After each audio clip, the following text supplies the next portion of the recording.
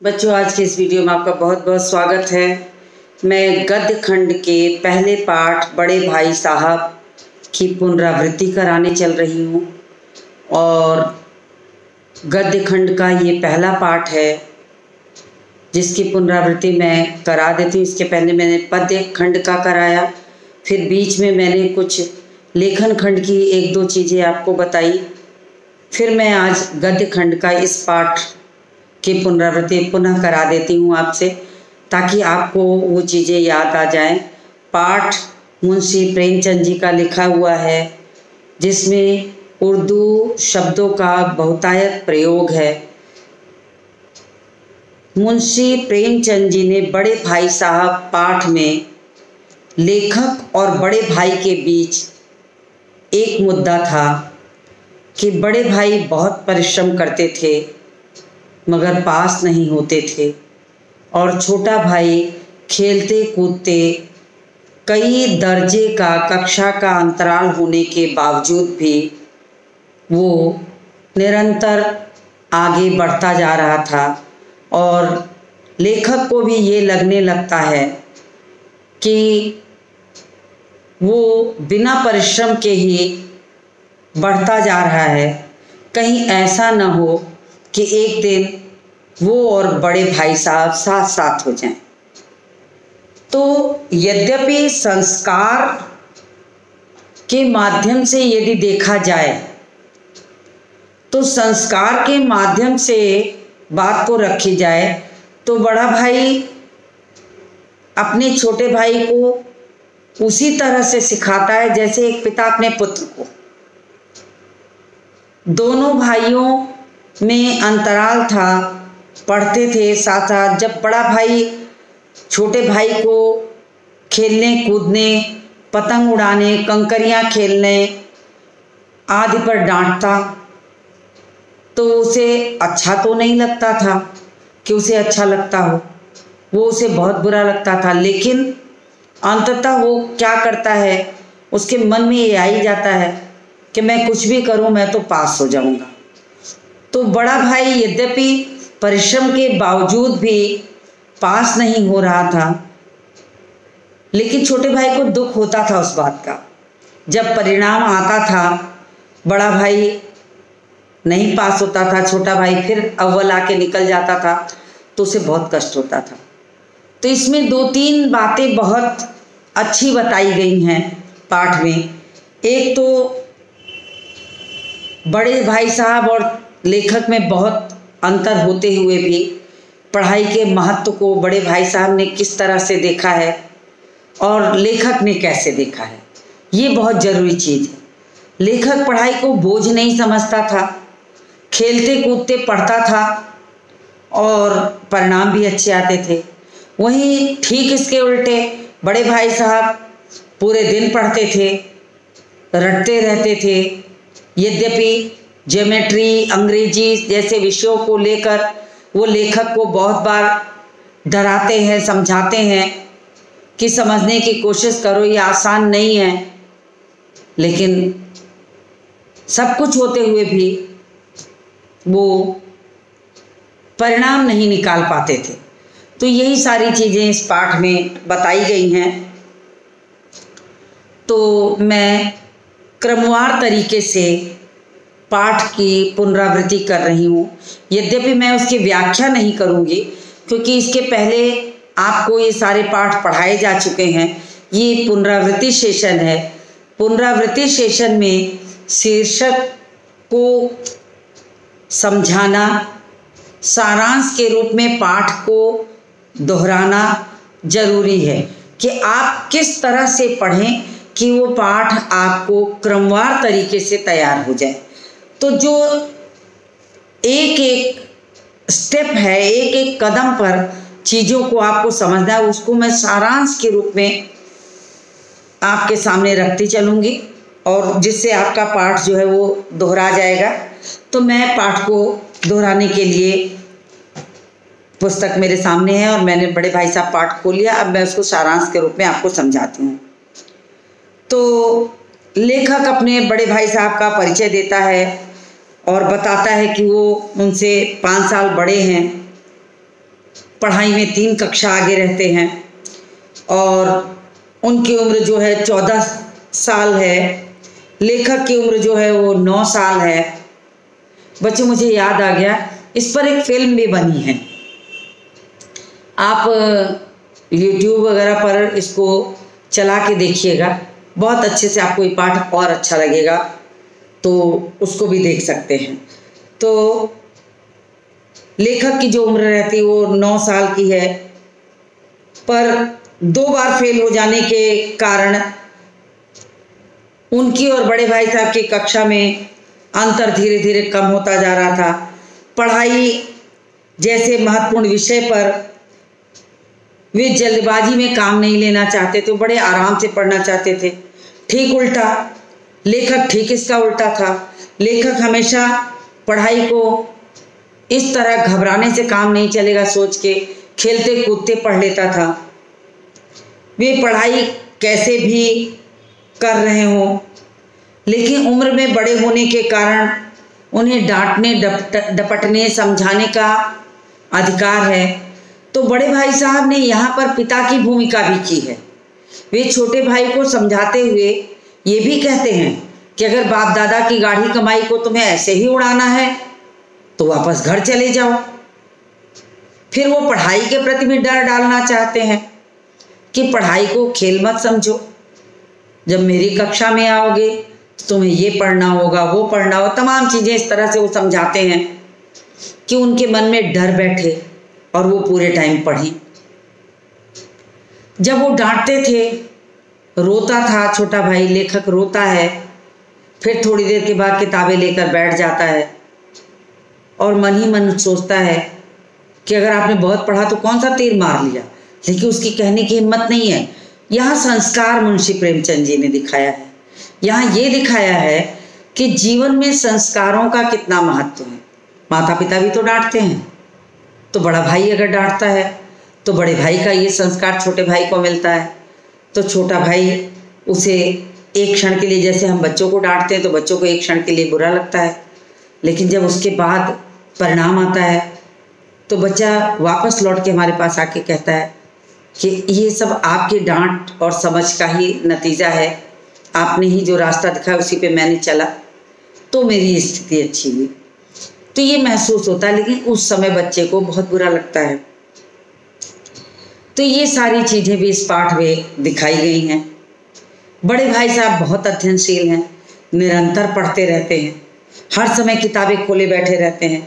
वे पढ़ाई से थक जाते थे तो क्या करते थे कि कॉपी पर, किताब पर जो हाशिया, जो मार्जिन होती है, उस पर जानवरों के चित्र बनाने लगते थे। थकावट होती थी या कभी कभी एक ही शब्द को कई कई बार लिखने लगते थे, 10-20 बार लिख डालते थे। और कभी कभी तो ऐसे ऐसे शब्द भी लिख देते थे जिनका कोई अर्थ नहीं होता था। कहने का मतलब, मानसिक थकावट को आराम देने के लिए वे कुल मिलाकर के अपने जगह से उठते नहीं थे, बल्कि मार्जिन पे चित्र बनाना, किसी चीज़ को बार बार लिखना, किसी चीज़ को बार बार पढ़ना, इन सब चीज़ों को वो करने लगते थे। और लेखक ये सारी चीज़ें देखता था मगर उसकी पूछने की हिम्मत नहीं थी। बड़े थे, अदब था मन में, डर था, तो वो किसी भी तरीके से इन सब चीज़ों को वो बिल्कुल ही पूछने की हिम्मत नहीं रखता। और 4 कक्षा आगे भी थे तो वो कहाँ से पूछ सकता था ये सारी चीज़ें। अब लेखक का स्वभाव देखा जाए और बड़े भाई साहब का स्वभाव, तो दोनों में बिल्कुल जमीन आसमान का अंतर, बिल्कुल विपरीत था एक दूसरे से। लेखक का मन पढ़ाई में लगता नहीं था, वह घंटे भर भी एक जगह बैठ के पढ़ नहीं सकता था, खेलने का हर समय मौका ढूंढता था। भाई साहब की नज़रें बचाकर वो हॉस्टल के बाहर निकल आता, कंकरियाँ खेलता, खेलने लग जाता, और अगर लौटता और भाई साहब सामने पड़ जाते तो उनका वो सवाल, कहाँ थे, उनका रौद्र रूप देख करके, उनका जो क्रोधित चेहरा देख करके वो डर जाता। भाई साहब तरह तरह के उनसे सवाल पूछते, कहाँ थे? इतना कहते ही तो लेखक के प्राण सूखने लगते। वो चुप रह जाता, मौन रह जाता, अपराध स्वीकार कर लेता कि उससे गलती हुई, उसे बाहर नहीं जाना चाहिए। तो ये सब चीज़ें बड़े भाई साहब की कथा के साथ जुड़ी हुई हैं। अब जब लेखक को चुप देखकर जो बड़े भाई साहब रहते हैं उसे और नसीहतें देते हैं, समझाते हैं। नसीहत देना मतलब समझाते हैं। कैसे समझाते हैं? पढ़ाई लिखाई से संबंधित, शिक्षा से संबंधित, जीवन से संबंधित तमाम तरह की चीज़ें बड़े होने के नाते सिखाते हैं। और ये भी कहते हैं, अंग्रेजी का डर भी डालते हैं कि अंग्रेजी को खेल मत समझो। और एक जगह वो कहते हैं कि इस तरह अंग्रेजी पढ़ोगे तो जिंदगी भर पढ़ोगे और एक हरफ ना आएगा। उन्होंने कहा जिस तरह तुम पढ़ाई करते हो, अगर ऐसे ही तुम अंग्रेजी भी पढ़ने लगे तब तो तुम्हें जीवन भर कुछ भी नहीं आएगा। ऐसा डर डालते थे विषय का। अंग्रेजी पढ़ना इतना आसान नहीं है, इसे हर कोई पढ़ लेता तो ये बहुत आसान हो जाता, लेकिन हर कोई से नहीं पढ़ पाता। यानी कि उस जमाने में अंग्रेजी के प्रति भी ऐसा खौफ था कि जो अंग्रेजी बोलता हो, जो अंग्रेजी पढ़ता हो, वही सबसे तेज पढ़ने वाला है। तो ये उस जमाने की चीज़ थी। तो बड़े भाई ने वो भी समझाया, कितनी आसानी से मत लो अंग्रेजी को, इतना आसान नहीं है जितना तुम समझते हो कि इसे हर कोई पढ़ सकता है। दिन रात पढ़ने और खून जलाने के बाद यह विद्या आती है। बड़े भाई ने ये भी कहा कि दिन रात पढ़ने और खून जला लेने के बाद ही ये विद्या आती है। बड़े बड़े विद्वान भी इसे शुद्ध नहीं लिख पाते, बोलना तो और भी कठिन है। अब उन्होंने कहा कि इस भाषा को सीखना इतना आसान नहीं है। बड़े बड़े विद्वानों को देखो, उन्हें भी उतनी अच्छी अंग्रेजी नहीं आती है। लिखना तो लिखना, बोलना उससे भी ज़्यादा कठिन है। तो ये था एक अंग्रेजी भाषा के प्रति डर डालना, पढ़ाई को कठिन बताना, पढ़ाई को इस तरह बताना कि तुम जितनी मेहनत करते हो उसमें तुम कैसे पास हो जाते हो, ये मेरी समझ में नहीं आता, लेकिन तुम्हें कोई ज्ञान नहीं है। वो कहते हैं कि तुम सबसे बड़े मूर्ख हो, तुम मुझे देखते हो ना मेहनत करते, मैं सुबह से लेकर रात तक किस तरह किताबों में घुसा हुआ रात दिन मेहनत करता हूँ, फिर भी तुम सबक नहीं ले रहे हो। मैंने खेल तमाशे छोड़ दिए, मैंने बाहर निकलना छोड़ दिया, क्या मेरा जी नहीं कहता? वो लेखक को बताते हैं कि मैं खेल तमाशे सब छोड़कर पढ़ता रहता हूँ, फिर भी एक कक्षा में 2-3 साल लग जाते हैं, 2-3 बार पढ़ना पड़ता है। और अगर तुम जिस तरह मेहनत करके कक्षा से निकलना चाहते हो, अगर ऐसा करने लगोगे तो मुझे लगता है तो तुम तो उम्र भर उसी कक्षा में रह जाओगे। ये बड़े भाई की सोच है। छोटा भाई अदब और लिहाज के मारे उनकी बात का जवाब तो देता नहीं है, कह तो सकता नहीं था कि आपने पढ़ के कौन सा तीर मार लिया, मैं तो आपसे छोटा था, इतना कक्षा में भी छोटा था, मुझे क्या नुकसान हुआ। लेकिन नहीं, पुराने ज़माने में माता पिता बड़े भाई के प्रति एक अदब, एक लिहाज, एक सम्मान जो कूट कूट कर छोटों के प्रति भर दिया जाता था, उसके चलते लेखक की ये हिम्मत ही नहीं थी कि आप अपना ऐसे समय क्यों गंवाते हैं ये पूछ ले। बल्कि बड़ा भाई खुद लेखक को कहता है, यदि इसी तरह समय गंवाना है तो घर जाकर गुल्ली डंडा खेलो।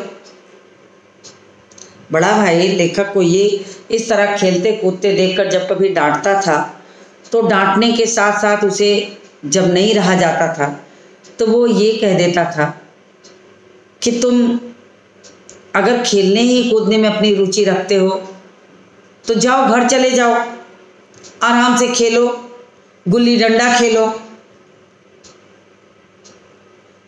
दादा की गाढ़ी कमाई के रुपए ऐसे बर्बाद क्यों कर रहे हो। क्योंकि उस जमाने में बाहर रखकर बच्चों को पढ़ाना इतना आसान नहीं होता था। और यहाँ ये दिखाया गया है कि ये दोनों हॉस्टल में रह के पढ़ रहे हैं, लेखक और लेखक का बड़ा भाई हॉस्टल में रह के पढ़ रहे हैं। उस जमाने के हिसाब से बहुत बड़ी चीज है। और पढ़ने के लिए आए हैं तो मतलब हमें सारा टाइम पढ़ते रहना चाहिए। छोटे भाई को ऐसा नहीं लगता है, उसे लगता है कि बचपन है, खेलना कूदना उम्र के हिसाब से सबको चाहिए। तो उनकी आंखें बचा बचा कर निकल जाता था, कभी गेट पे झूलता था, कभी कंकरियाँ खेलता था, कभी पतंग के पीछे भागता था, सब कुछ देखता था। और मन ही मन ये सोचता था कि रात दिन पढ़कर आपने क्या कर लिया। लेकिन वो किसी भी उनके सवाल का, उनकी डांट का जवाब देने के लिए बिल्कुल तैयार नहीं था।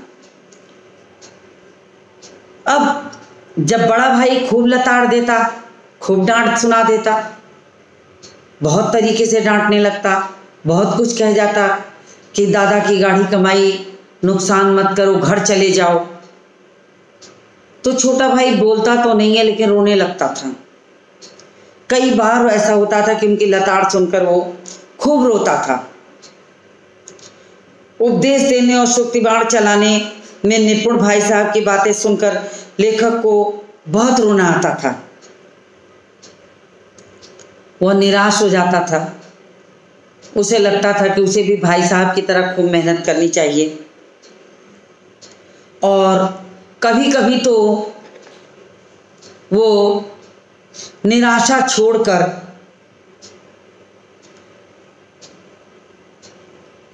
ये प्रण करता कि मैं आज से खूब मेहनत करूँगा। और फिर बैठता अपनी टेबल पर, फटाफट टाइम टेबल बना लेता और पढ़ने की जो जगह होती वहीं पर उसको लाके चिपका देता, रख देता। अब टाइम टेबल बनाता तो पूरा टाइम टेबल होता कि इतने से बज के इतने घंटे में ये पढ़ूंगा, इतने घंटे में ये पढ़ूंगा, इतने घंटे में उठ के खाना खाऊंगा। यानी सुबह 7 बजे से लेकर रात 10 बजे तक की चीज़ों का टाइम टेबल बन जाता। मैंने प्रायः बच्चों को ऐसा करते देखा है। जब घर में माता पिता या बड़े भाई छोटे भाई को डांटते डपटते समझाते हैं तो उन्हें लगता है कि कुछ भी हो जाए, अब कल से मैं अपने मम्मी या पापा को डांटने का मौका बिल्कुल नहीं दूंगा। और उसी दिन वो दृढ़ प्रतिज्ञ होते हैं और पढ़ने के साथ वो तुरंत बैठते हैं, कॉपी खोलते हैं, एक टाइम टेबल बना लेते हैं कि कल से मैं सुबह इतने बजे उठूंगा, इतने बज के इतने मिनट से इतने बज के इतने मिनट तक मैं ये पढ़ूंगा, मैं मैथ पढ़ूंगा, फिर साइंस पढ़ूंगा, फिर सोशल साइंस पढ़ूंगा, फिर मैं हिंदी पढ़ूंगा, अंग्रेजी पढ़ूंगा। ऐसे करके उन्होंने टाइम टेबल अपना बना लेते हैं। पहले दिन भर उतने ही जोशो खरोश से उसे फॉलो भी करते हैं लोग, अपनाते भी हैं टाइम टेबल को।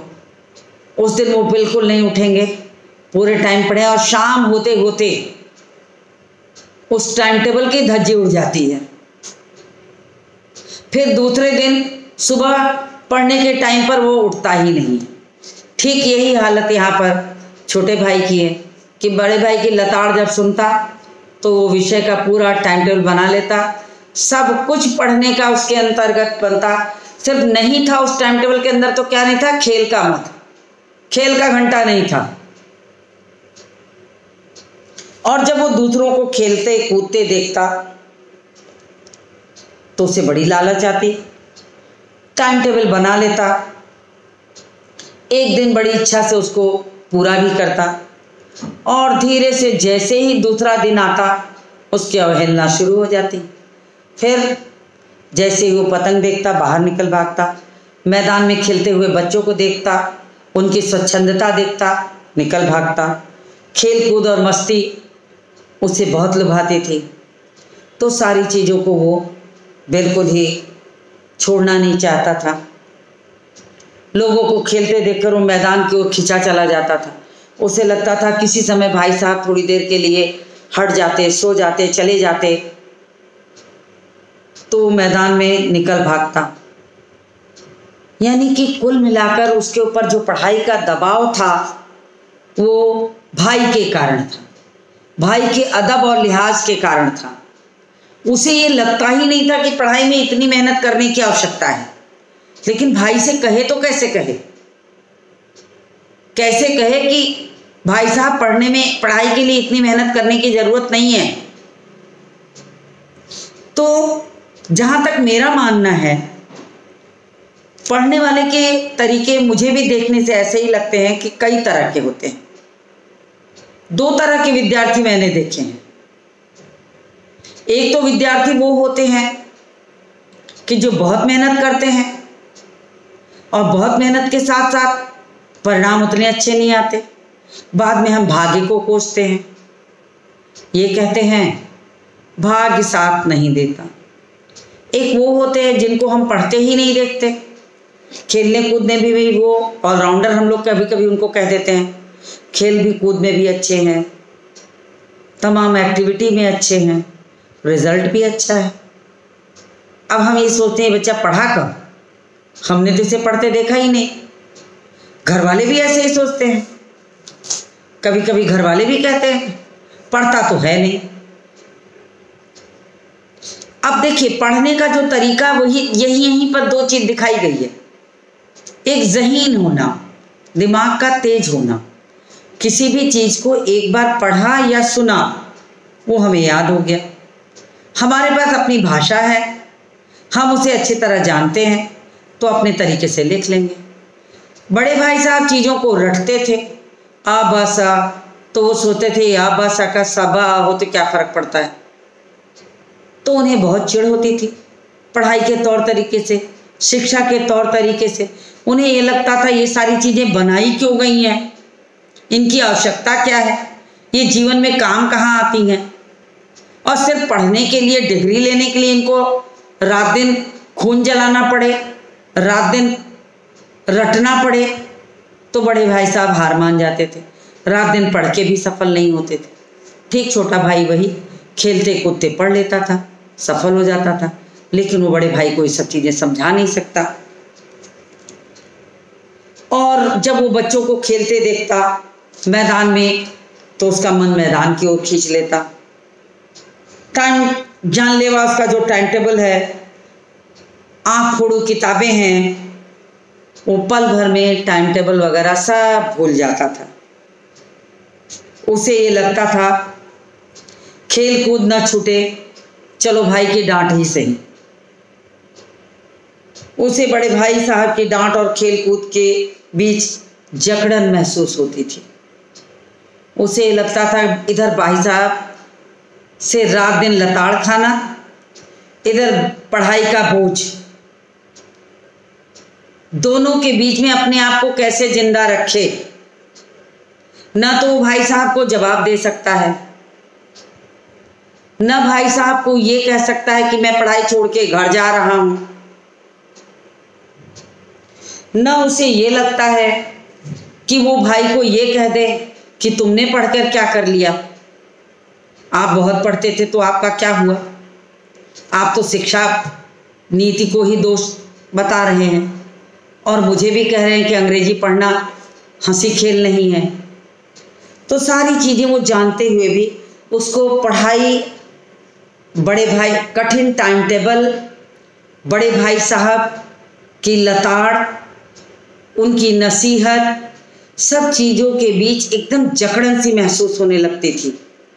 तब उसका जी कहता था सब कुछ छोड़कर यहाँ से भाग जाऊं। वो खेल कूद नहीं छोड़ सकता था। ऐसे ही तमाम बच्चे होते हैं जिनको कि खेल कूद बहुत अच्छा लगता है।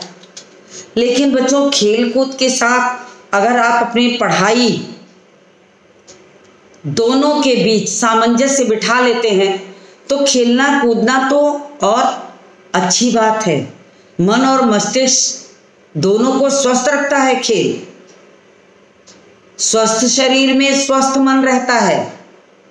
अगर आप अपने शरीर को खेलने के साथ, व्यायाम के साथ फुर्तीला रखेंगे तो आपका मस्तिष्क भी हल्का होगा, पढ़ी चीजें आपको याद होंगी।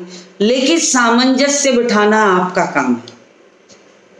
बड़ा भाई उसी काम को कर लेता था, क्षमा चाहेंगे, लेखक उसी काम को कर लेता था, बड़ा भाई उसी चीज को नहीं कर पाता था।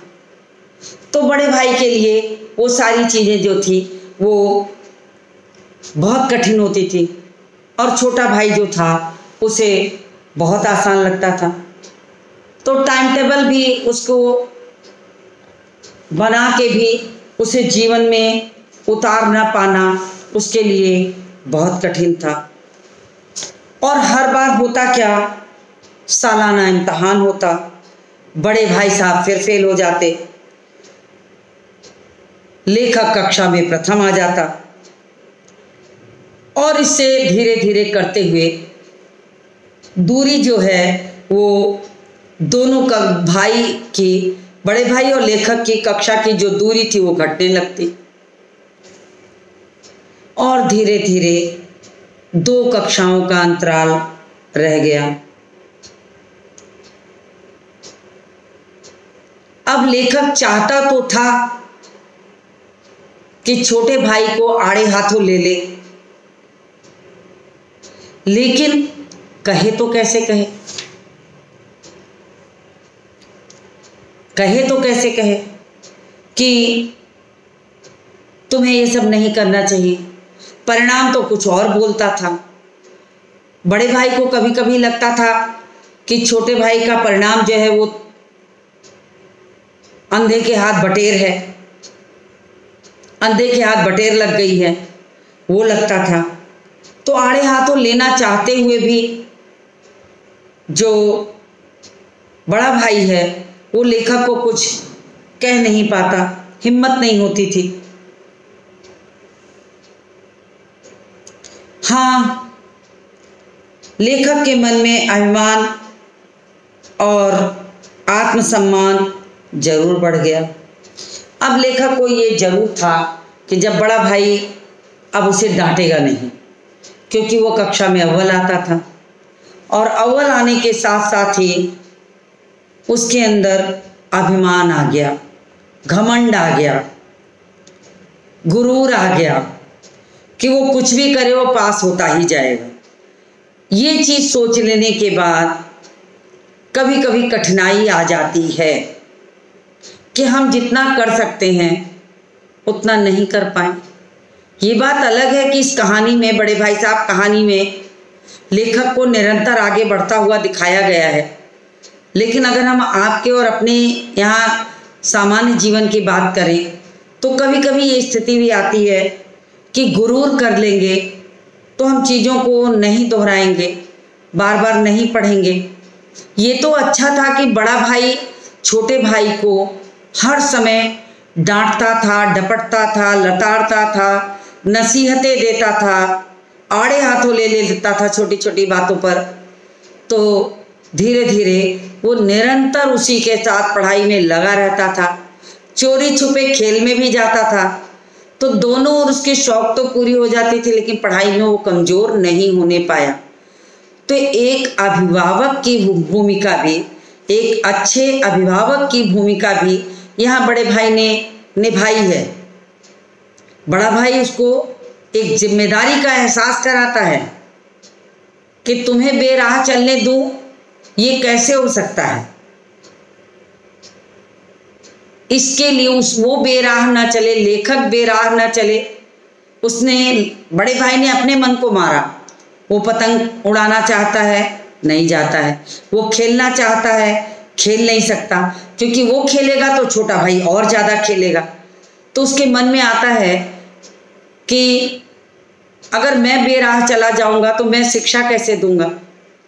तो लेखक को ये लगता है, और संभवतः लेखक के अव्वल आने की वजह भी यही है कि बड़ा भाई यद्यपि पास नहीं होता था, लेकिन बड़े भाई में अनुभव की कमी नहीं थी।